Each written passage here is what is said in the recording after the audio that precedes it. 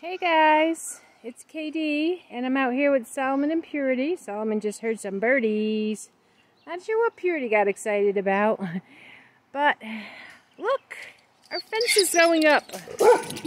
So far, it's just laying against the posts, but you can see how it's going to work really well and be fairly easy to apply. So if you haven't seen some of the other videos, I'm using the trees for posts, and then I added these logs that I had stored away for 3 years and had peeled and stripped 3 years ago, and thought maybe I'd use them for some sort of little cabin or something, but ended up using them for the fence. Well, I still have some more left too that I might do a gazebo down there a little bit. It's hard to see where it'll be, but anyways, this is gonna work out cool. Now, I did think about maybe getting more of the cow panels and doing another, like cutting them in half and doing another, it would be 25 inches to go up to the top of the post, but it probably is a little bit over the top of the post. But I think I was thinking I don't really need it because I don't think the dogs will really try to jump over this, and I don't really like the way they're just kind of sticking out like that. So I thought about doing even just chicken wire or something, just for a boundary, just so that they wouldn't think about jumping. But then I thought, oh, geez, Solomon. And I kept thinking, what if I did something pretty? And I was thinking of, I don't know, something with flowers or whatever. But then I thought, oh, string lights. So if I put string lights all around here, then I'll have a little light at night. I think I can get the ones that are solar, so the sun will just keep them going. And then it'll kind of give it a party atmosphere too. If we have people over or whatever, we'll probably have a fire pit up behind the shed. But also down there where the gazebo is,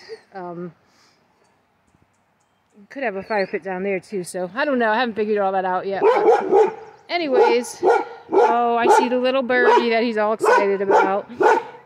Solomon, what are you gonna do? You can't eat the birdie. He has to live just like you, honey. Poor little thing. Look at him. He's looking for food.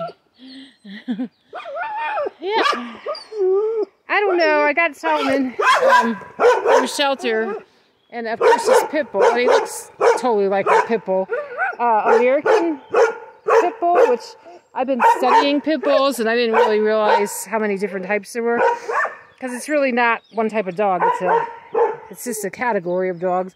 So anyway, when I first got him, I thought he was like part boxer and part some kind of sporting dog, and it's possible he is, because you don't know when you get him from the shelter. And speaking of that, I have sad news, because I just got him last June, and he was strong as an ox, and sometimes that was really hard on me, and I wondered if I should have gotten a pit bull. But I got used to it, and that's one of the reasons I got the fence going here.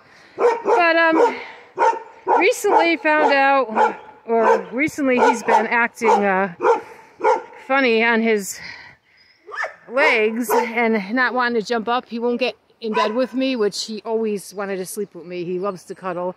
And I was like, something's going on. So I thought it was his front legs, but turns out it's his back right hip. So I'm thinking he might have hip dysplasia at 5 years old. I got a dog that was middle-aged because I didn't want a puppy, and I didn't want an old-age dog because I just lost two 12 and 13-year-olds. And now I have this, and it's really sad, and I hope maybe he just sprained it or something.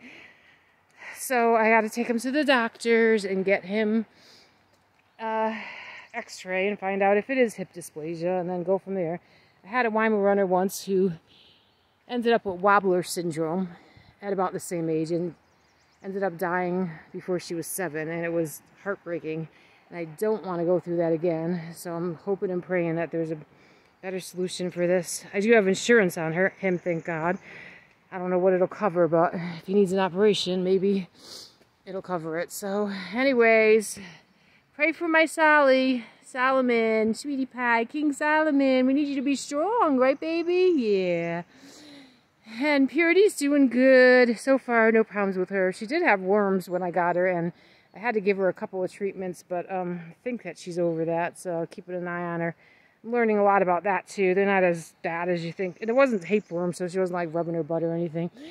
But worms can be a problem. And some people say that giving them that once-a-month treatment is, like, poison. So I'm going to actually get her on grated carrots and ground pumpkin seeds. Fennel, I heard, is good. There's a few things you can put in their diet that are supposed to keep that away from them.